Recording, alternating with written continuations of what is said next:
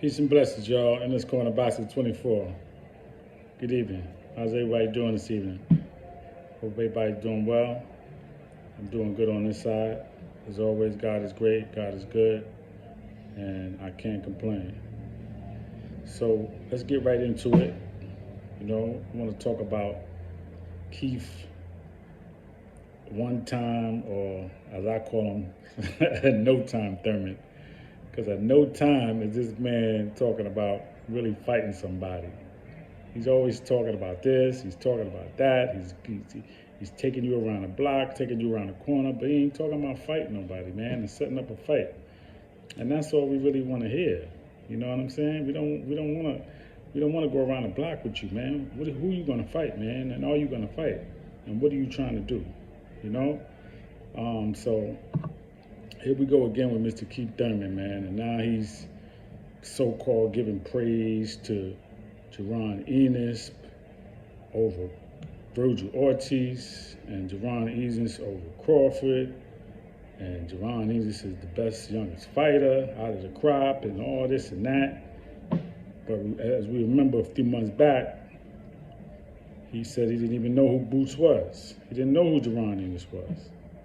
Then he came back to the table and he said, "Oh, I know who he is now." And then he started making comparisons. He reminds me a little bit of me, of this one, of that one. Man, come on, man, cut the crap, man. What are you trying to do? Are you trying to fight him or not?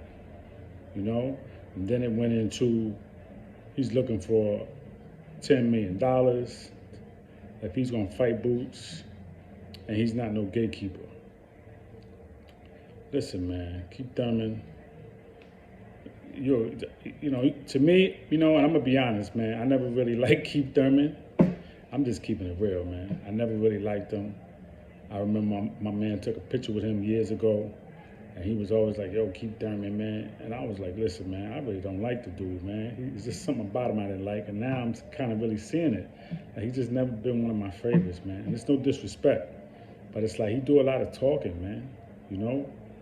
At the end of the day, man, humble yourself, because you took an L from Manny Pacquiao. You know what I'm saying? You thought you was going to go in there and handle him and do whatever you wanted to do, and you took an L. You know what I'm saying? And that's not even the best Manny Pacquiao that you took an L from. Imagine you would have caught him 5-10 years ago. He would have stopped you for good.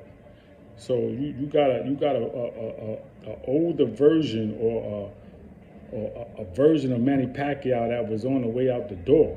You know what I'm saying? Almost like the finished product. And he still beat you. He still dropped you. He still embarrassed you as a young fighter. You know what I'm saying? And somebody who talks a lot. And you still not humble. You know what I'm saying? So at the end of the day, man, nobody wants to hear what you got to say about Boots or Virgil Ortiz, because you're not trying to fight them, So now he's saying that Jaron Ennis, he has more respect for Jaron Ennis over Virgil Ortiz because he's more versatile than Ortiz. Okay, what is that doing for you, though? I don't get that. Like, he's more versatile. And he is more versatile. But so what? You're a fighter. Don't worry about that. Bring your versatility, bring your power, bring your fight game, and don't worry about that. You're a fighter, supposed to be, okay? Then he says Jaron Ennis, he has more respect for Jaron Ennis over Crawford because he has more power than Crawford. Okay, that's true too. He has more power than Crawford, right? Some people might say he doesn't. I say he does, but again, what does that do for you? That's all I'm saying. Yeah, he has more power than Crawford. He's probably more versatile than Crawford too. He probably can do everything Crawford can do, and Spence can do, and all of them can do. But what's the point?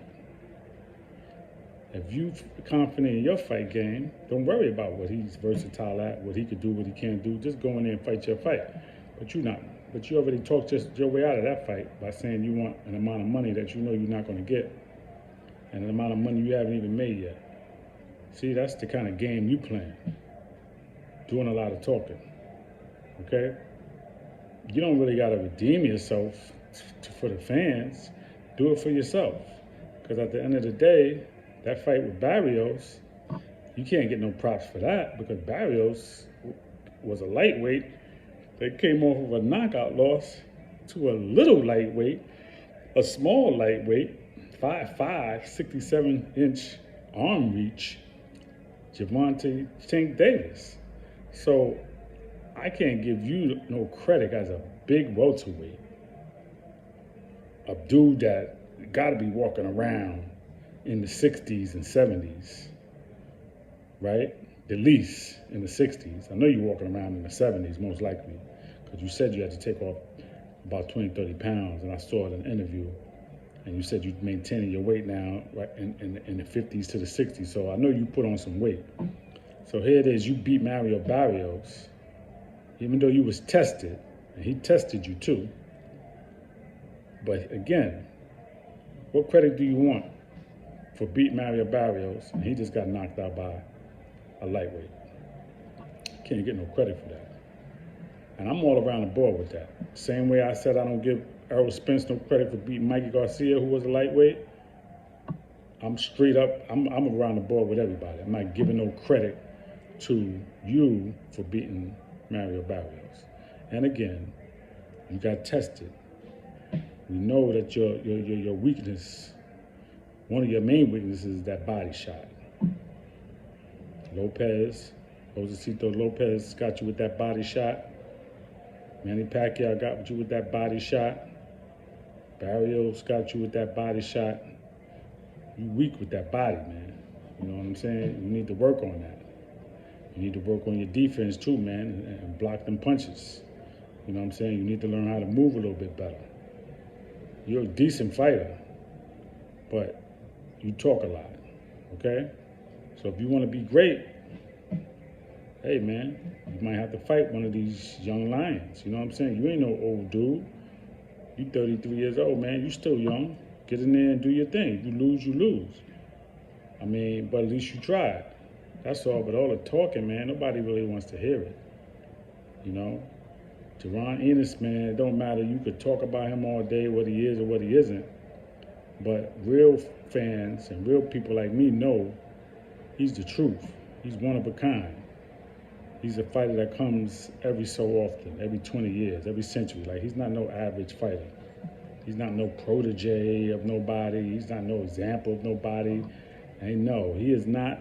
And they may respect it, and they may agree to it to a degree, but I don't see no Roy Jones. Nah, I don't see Roy Jones. That's just not what I see, okay? Roy Jones, only thing you could say about him and Roy Jones in comparison, Roy Jones didn't have no power jab like that. Roy Jones didn't really throw a lot of jabs, okay? He didn't throw a consistent jab. That wasn't Roy Jones' forte, okay? Roy Jones had that speed and he had that power, okay? And he was unorthodox, you know, he was throwing punches from different angles, but he didn't have no jab like Ennis. He wasn't a switch hitter. He wasn't going from orthodox to southpaw and back and forth, okay? And I don't think he had the footwork that Boots got. I ain't saying he didn't have no footwork. I'm saying he didn't have the footwork that Boots got.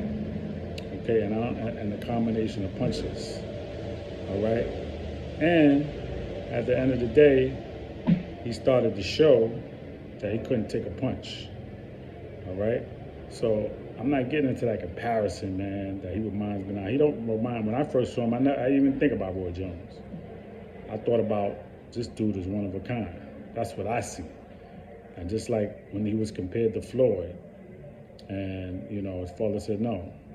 When they was in the gym, no, don't compare to Floyd. Don't be like Floyd or try to be like Floyd. No, be yourself. They said, no, ain't no comparison. This ain't no Floyd Mayweather. We Jaron Ennis. This ain't no Roy Jones. No, Roy Jones had his career. He had his time. Okay? And he was one of my favorite fighters. Don't get it twisted. Absolutely, he was one of my favorite fighters. but you know, he wasn't humble, and he got humiliated, and then he didn't learn from it, and he got humiliated some more. And no disrespect, but I gotta just keep it real. I don't really have a problem with Roy Jones getting knocked out by Tarver, because Tarver's a big southpaw with some power, and he's strong. But when he got knocked out by Glenn Johnson, who was a middleweight that moved up to 175, and he's not a power puncher, and he stopped you, and he had more losses than some dudes had fights, nah, that wasn't supposed to happen.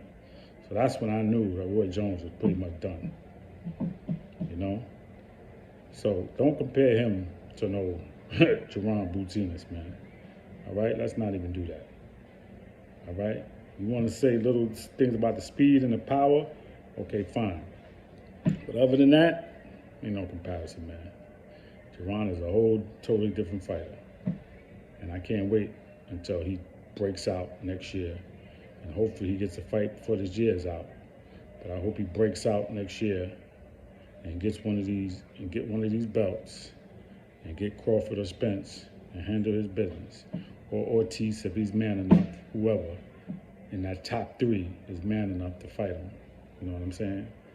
And that's really it, man. But Keith Thurman, come on, man, cut the crap, man. Either you're gonna fight or you're not. Okay? You're not gonna get Terrence Crawford right now, and you're not gonna get Spence because they're trying to fight. Now, if that fight doesn't happen, Spence is not gonna fight you because he don't like you, and you played him after he fought Kell Brook, and he did the work that he did in the welterweight division. He fought Sean Porty Ugas. He was nowhere to be found, man. He was playing games. So he doesn't want to fight you. And he's not going to fight you most likely, unless it makes a whole lot of sense. Terrence Crawford will fight you, and I know that's not a fight that you want, but Terrence Crawford will probably fight you quicker than Errol Spence would, and he'll most likely stop you. So I know you really don't want that fight. You're just talking. And you know damn well for sure Jaron Ennis will stop you. Okay? The best chance you got is with Virgil Ortiz. You ain't got no shot with Boots. So just leave that alone. If you don't want no derailment in your career and you don't want to retire, all right? Because he might beat you down and knock you out. Seriously. So Keith Thurman, one-time Thurman, no-time Thurman, whatever you want to call yourself, man. Listen, man, we got some real fighters out here, man, that's hungry and really want to fight.